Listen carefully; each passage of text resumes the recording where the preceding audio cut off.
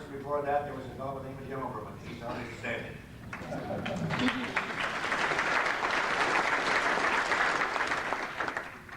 In 1983, Bob Foss was our president. Is Bob and Dottie here? I haven't seen them. Okay, that was in 1983. Then in 1981, Milt Sheely was the president. Is Milton still here? Milt?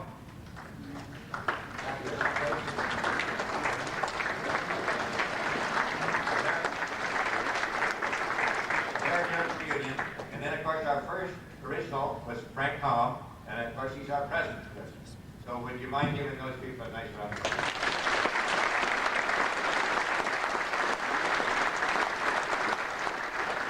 Now, they've been backed up by a group of fine people, and that is people who have served on our board of directors. Let me first of all read off their names, because these people have served on our board from 1975 at various times throughout the time, and I'll read them off as best as I can. 1975, Paul Babin, John Bostic, Cliff Hatchett III, Jim Houston, Carl Moberg, Harry Slater, and Ed Burke was on that original board. None of them are surviving. On the 1987 board was Harry Kuhner and Franklin Pappy Colby. In 1979, Hal Cowell was on that board, served for a long time on the board. Daisy, are you here? Would you stand, Daisy? Nice. Daisy,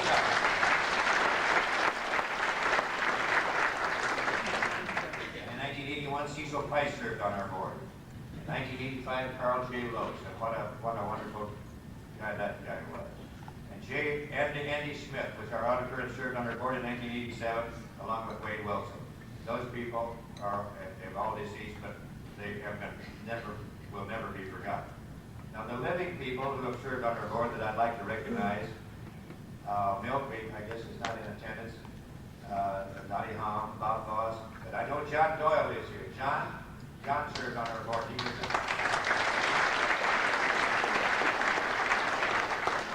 and Cliff Hopewell. I don't know if Cliff is in attendance or not.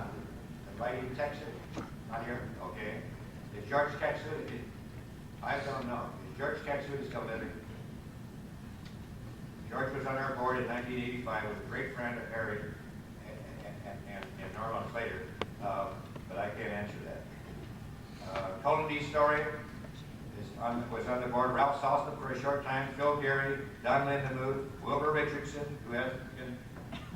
You've got to stay in Wilbur.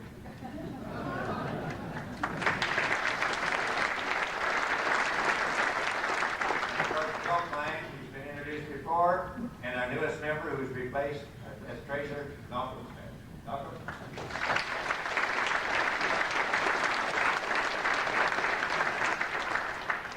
We have opportunity to thank many other people. Preston Clark here has written, took over as historian after Harry's death.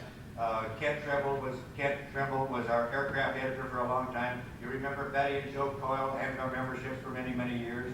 Bill Ruhlman contributed more to this organization than anybody realizes. Charles Rankin has been our legal advisor. Charles, you have been all day.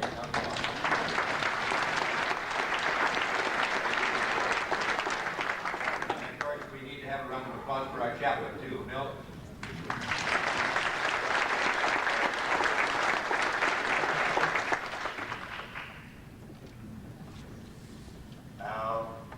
Who would read our nostalgic notes if they didn't get an article about Abe Doolin wrote?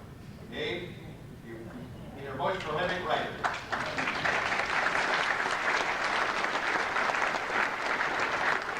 Right behind you is Lolly Carpenter. Is Lolly here? Hey, there's Peter.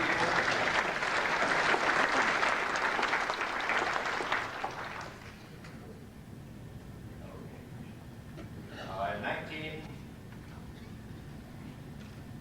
Oh, that's a note that I already said. The American Battle Monument Commission has approved our monument in the Berg St. Anthony Rose Garden. Okay. How about that guy that handles that PX for a jillion years and contributed finally? His name is George Curry. Georgie, if you are here.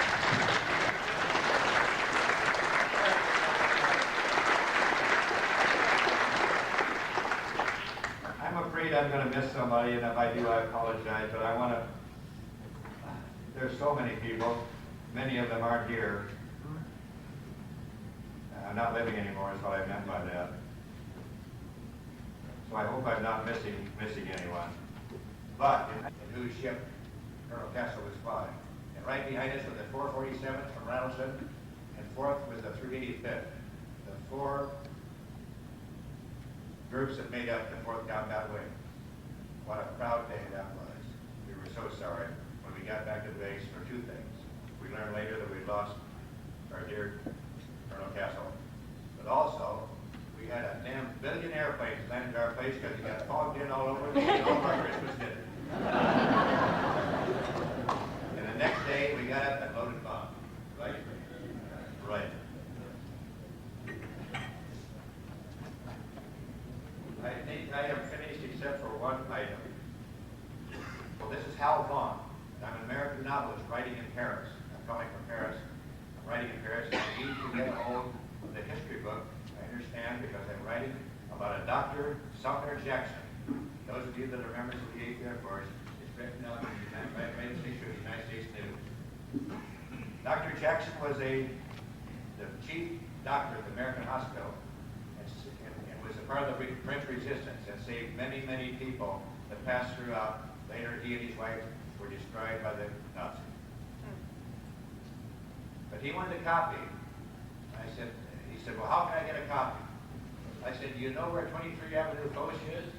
He said, it's only a mile and a half from where I live. I said, go over there and knock on the door, and there'll be a 6'8" guy open the door, and his name is Joe Overman, and he has a copy. He says, my God, what delivery. But the guy I want to honor today is one of the guys that's going to be written about in there, and that's Joe Manus. Joe, are you here? Joe Manus. He's in there. He's in there.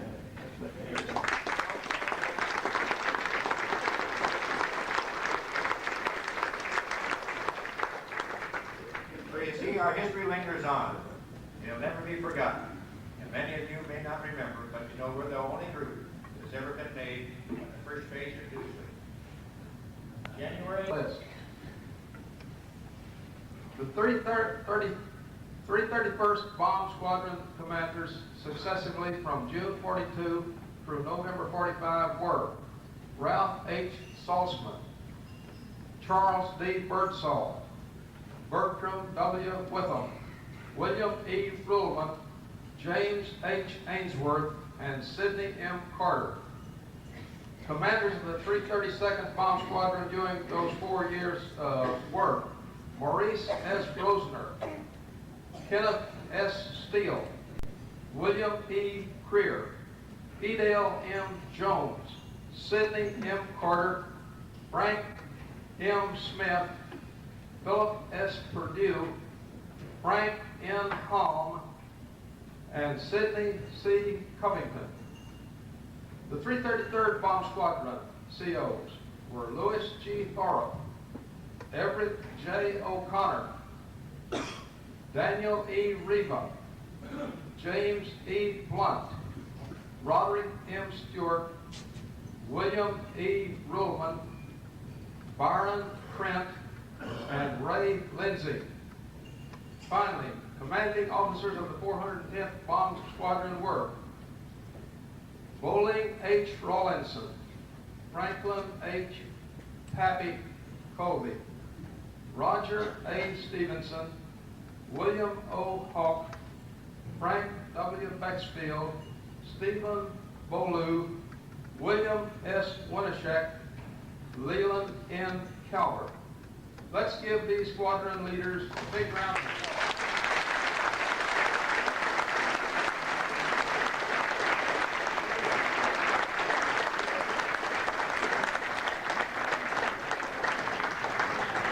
I think there were about only 5 left standing there. We salute these 94th Bomb Group and squadron commanders for their dedicated service and leadership. At the same time, we honor many other men of the 94th who held positions of leadership and responsibility in other areas and levels of command. Their names were legion. Too many to call the rolls at this time, but we honor them all. Third, let us remember and pay tribute to those of the 94th Bomb Group who were killed in action, wounded in action, missing in action, prisoners of war, escapees and evadees.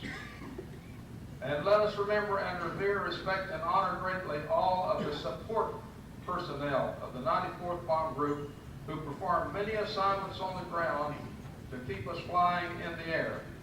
Air warriors and ground troops, neither could have won without the other.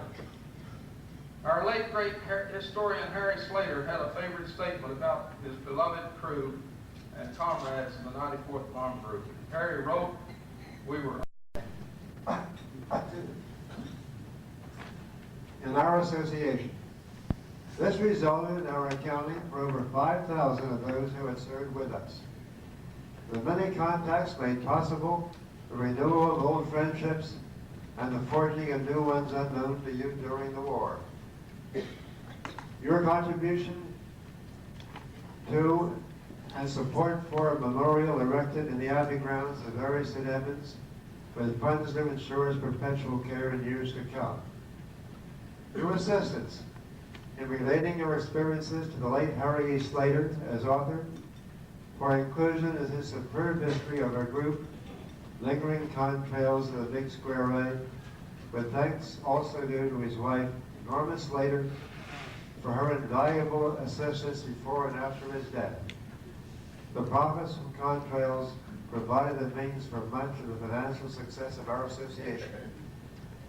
Your contributions to nostalgic notes of your recollections and experiences, many of which drew out stories which had never been told before.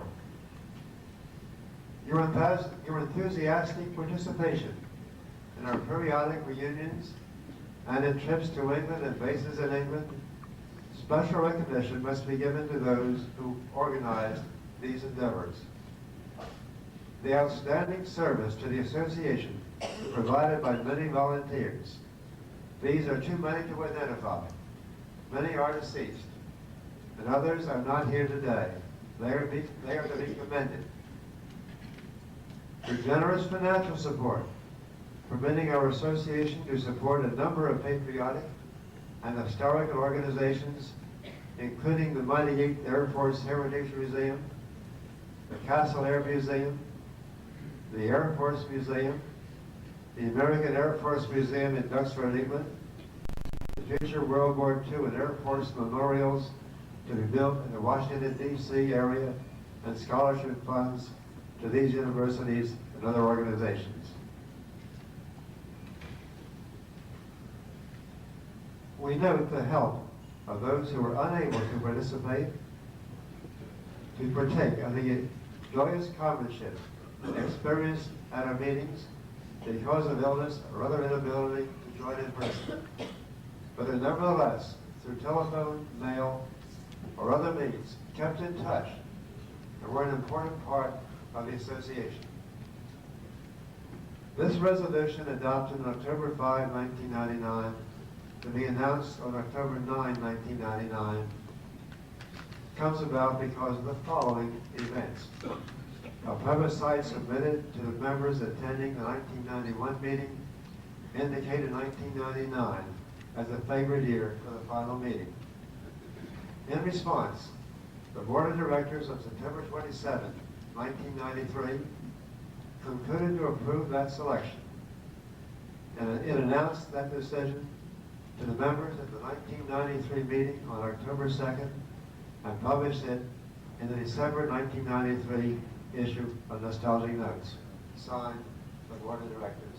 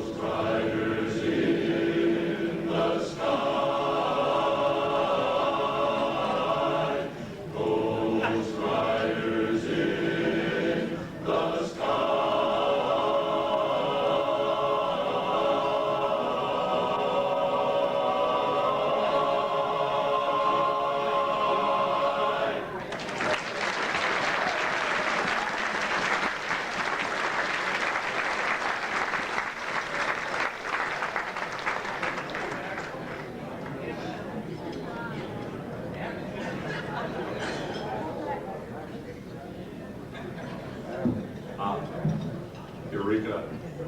Now, you may have noticed we said that this was the Society for the Preservation and Encouragement of Barbershop Quartet Singing in America. So theoretically, we could draw 4 people out of the chorus, and if we pick the right 4 parts, we should have a quartet.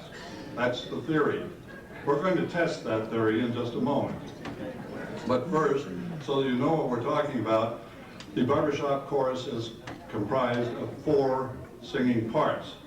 Now, the main part is called the lead. Most of the time, they're very touchy about this, but the truth will out. The lead, most of the time, sings the melody, which is somewhat important the way we sing, and gives us kind of a general idea of where we're going. It would be better if all of them sang the same melody each time we sang a song, but we can't have everything. Now, could all the leads please raise their hands, please? See, we try to separate them. We don't want them all in one place at the same time. The police have asked that we not allow them to be in the same place. Then, of course, we have a high part, and we call them tenors. They're a strange little group. We don't know where they came from, but they do kind of help.